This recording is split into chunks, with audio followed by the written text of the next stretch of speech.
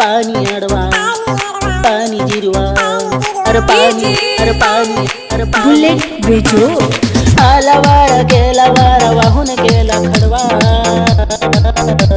अरे पाणी अडवा अरे पाणी जिरवा अरे पाणी अडवा पाणी जिरवा पाणी अडवा पाणी जिरवा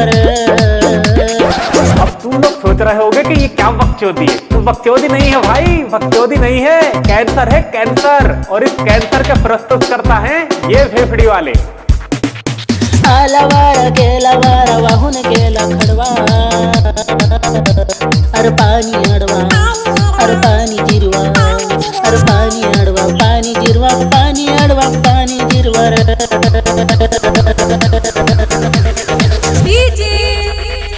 डीजे बुलेट बेजोड।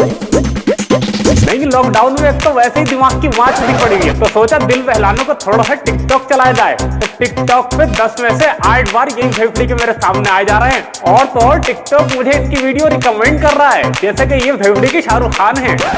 अब इस कैंसर को झेलने की मुझ में अकेले तो हिम्मत है नहीं, तो तुम लोग मेरे साथ झेलो। दुनिया से तुझको चुरा के रख लूं मैं दिल में छुपा के, दुनिया से तुझको चुरा के रख लूं मैं दिल में छुपा के। DJ bullet बेजोड।